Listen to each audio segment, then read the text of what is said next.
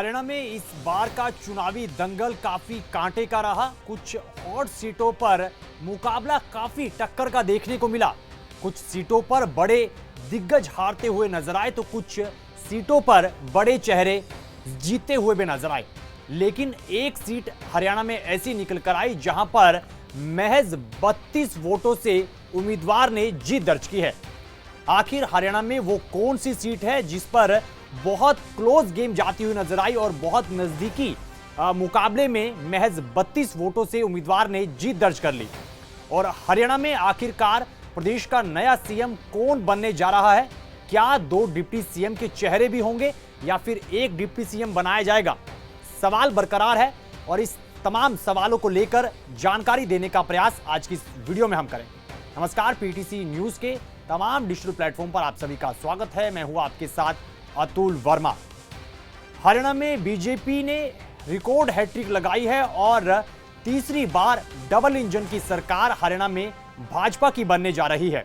Jat land में non Jat candidate उतारकर भाजपा ने बड़ा दांव चला और अब तीसरी बार बहुमत के साथ बिना किसी समर्थन के भाजपा सत्ता में विराजमान होने जा रही है।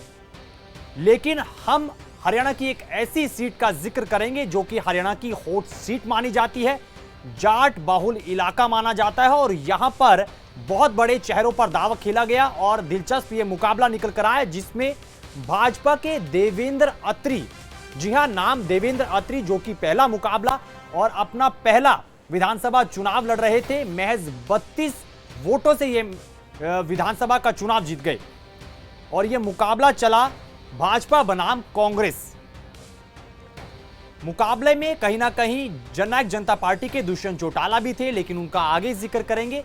आपको बता दें कि उच्चाना कला सीट पर मुकाबला काफी क्लोज रहा, लेकिन इस मुकाबले में बाजी मारी भाजपा के उम्मीदवार देवेंद्र अत्री ने। उन्हें 48,968 कुल वोट पड़े और उनका मुकाबला चलता हुआ नजर आया कांग्रेस के बृजेंद्र सिंह से, जो कि भाजपा छोड़कर कांग्रेस में हाल ही में शामिल हुए थे और उन्होंने यहां से विधानसभा का चुनाव लड़ा।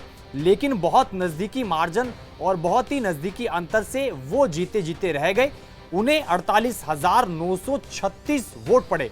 तो आप मानकर चले कि 32 वोट से वो जीते जीते रह गए और जो जीत का लड्डू है वो भाजपा के खाते में जाता हुआ नजर आया।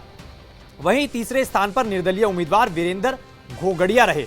लेकिन इस चुनाव में अब जिक्र करना बनता है जननायक जनता पार्टी के दुष्यंत चौटाला का, जो उच्चाना कला से एक बार फिर से चुनावी दंगल में थे। 2014 का जिक्र करें तो 2014 में वो यहां से हारे थे प्रेमलता से, लेकिन 2019 में वो न केवल प्रेमलता को हराकर किंग मेकर की भूमिका में आए, दुष्यंत चौटाला डिप्टी सीएम भी बने। लेकिन इस चुनाव में इतनी दुर्गति उनकी हुई कि वो धरातल पर जाते हुए नजर आए, अर्श से फर्श पर जाते हुए। ना केवल वो बल्कि उनकी पार्टी जननायक जनता पार्टी भी निकल कर आई। उनको महज 7,950 वोट ही पड़े और वो उच्चाना कला पर उम्मीदवारों के मुकाबले के नजरिए से 5वें स्थान पर रहे। और 2019 का अगर जिक्र कर ले तो 92,000 से ज्यादा वोट दुष्यंत चौटाला को पड़े थे और उस समय वो मुकाबला जीते थे। 92,504 कुल वोट उनको पड़े थे। और आप देखिए अर्श से फर्श पर किस तरीके से वो फिसलते हुए नजर आए हैं 2019 से 2024 पर। महज 7,950 वोट ही दुष्यंत चौटाला को पड़े हैं। जाट बहुल इलाका माना जाता है उच्चाना कला, और उच्चाना कला ऐसी सीट भाजपा के लिए बहुत बड़ी ऐतिहासिक जीत है। बेशक 32 वोटों के अंतर से बहुत नजदीकी मुकाबला जीते हुए जीत दर्ज की, लेकिन आजादी के बाद से भाजपा के खाते में यह सीट बिल्कुल भी नहीं आई थी। ऐसा पहली बार हुआ है कि जब भाजपा के खाते में यह उच्चाना कला की सीट आई है। ऐसे में जब नई सरकार का गठन होगा, कैबिनेट बनाई जाएगी, कैबिनेट का विस्तार होगा, तो निश्चित तौर पर देवेंद्र अत्री को बड़ी जिम्मेदारी यहां से दी जा सकती है। देवेंद्र अत्री कैबिनेट में शामिल होते हुए नजर आ सकते हैं, क्योंकि यहां से भाजपा को जिताने में उनकी बड़ी भूमिका रही है। और चलते चलते एक सीट का और जिक्र करेंगे। वो सीट निकल कर आती है आदमपुर की सीट, जहां पर कुलदीप बिश्नोई के बेटे भव्य बिश्नोई दूसरी बार चुनावी दंगल में थे। पहली बार जीते थे, लेकिन अब की बार उनको हार झेलनी पड़ी और यह अंतर भी काफी कम मार्जिन का रहा।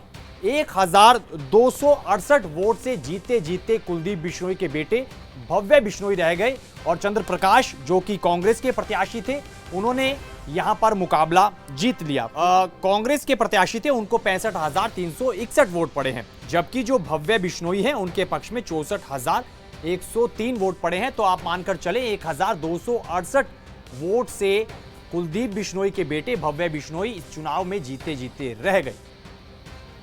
तो फिलहाल सरकार बनने जा रही है तीसरी बार भाजपा की बिना किसी समर्थन के।